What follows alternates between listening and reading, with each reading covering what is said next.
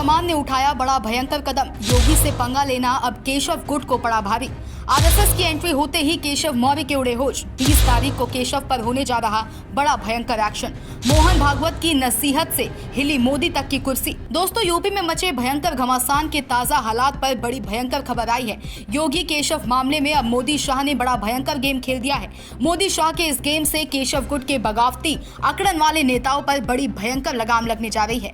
UP में उपचुनाव से पहले केशव गुट में शामिल कई मंत्री, विधायक, नेता सीएम योगी की नीतियों पर भयंकर बवाल मचाया है, जिस पर मोदी, शाह, नड्डा भयंकर गुस्से में हैं, क्योंकि मीडिया, सोशल मीडिया यूपी में भाजपा के खिलाफ हल्ला बोल चुकी है और कांग्रेसी प्रवक्ता भाजपाइयों को घेरने में जुटे हैं। क्यों संजय निषाद जी ने कहा बुलडोजर चलाते रहेंगे, कहां से जीतेंगे।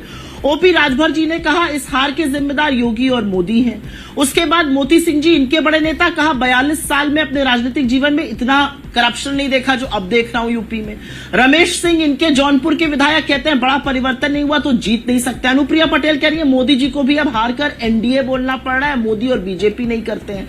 इनके बस्ती के, इनके प्रयागराज के लोग जो कह रहे हैं वो सबको पता है, कह रहे हैं प्राइवेट लीजिंग कंपनी बता दिया। देवेंद्र प्रताप सिंह, इनके एमएलसी खुलकर आला कमान को चिट्ठी लग रही है। यूपी की बात हो गई। यूपी में योगी केशव के बीच में मचे इसी भयंकर घमासान पर लगाम लगाने के लिए मोदी शाह ने अब आरएसएस की एंट्री करा दी है। केशव मामले में आरएसएस की एंट्री होते ही अब डिप्टी सीएम केशव प्रसाद मौर्य के होश उड़ गए।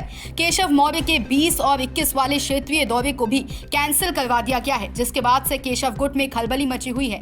माना जा रहा है कि आरएसएस की एंट्री के बाद केशव गुट के बगावती तेवर धड़ाम हो जाएंगे, क्योंकि आरएसएस संगठन से ही केशव का ताल्लुकात है और आरएसएस संगठन के निर्णय के बाद केशव कुछ भी बगावती सुर अलाप नहीं सकते, क्योंकि आरएसएस प्रमुख मोहन भागवत मोदी शाह को भी नसीहत देने से नहीं चूकते।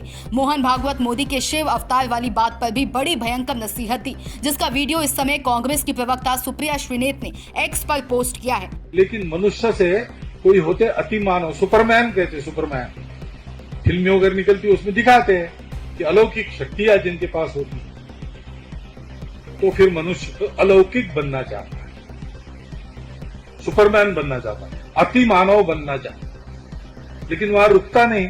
उसको लगता है कि देव बनना चाहिए, तो वो देवता बनना चाहता है। लेकिन देवता कहते कि हमसे तो भगवान बड़ा है, वो भगवान बनना चाहता है। और भगवान कहता है कि मैं तो विश्व रूप हूं, अभी तो आपको एक रूप में दिख रहा हूं, लेकिन मेरा जो सारे विश्व में व्याप्त ऐसा बिना आकार का रूप है वो असली मैं।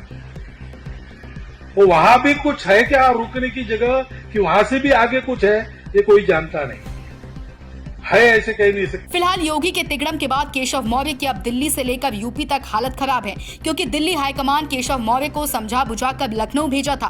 पर केशव लखनऊ आते ही सियासत में और हलचल पैदा कर चुके हैं, जिसके बाद योगी केशव की नाराजगी का मोहरा आरएसएस को ही अंत में संभालना पड़ा। जानकारी के मुताबिक कल यानी 20-21 जुलाई को आरएसएस यूपी में एक बैठक करने जा रहा है। ये बैठक बीजेपी के भीतर मचे घमासान को सुलझाने के लिए होगी। बैठक आरएसएस के सह सरकार्यवाह अरुण कुमार लेंगे। बैठक में सरकार और संगठन के सभी प्रमुख पदाधिकारी रहेंगे। सीएम योगी, डिप्टी सीएम केशव प्रसाद मौर्य और प्रदेश अध्यक्ष भूपेंद्र चौधरी भी इस बैठक में होंगे। इसी बैठक को देखते हुए डिप्टी सीएम केशव प्रसाद मौर्य का प्रयागराज का दौरा भी टल गया। Bureau report, Sumit Sharma. Subscribe करें साम टीवी, क्योंकि हम आ गए हैं अब आपके बीच। दिखाएंगे सत्ता के वादों और अपराधियों के एक एक कारनामे की हकीकत। और हाँ, अगर आपके पास भी हो कोई ऐसी खबर तो कमेंट करके हमें बताएं, क्योंकि बिना डर और दबाव के हम दिखाते हैं हर एक खबर डंके की चोट पर।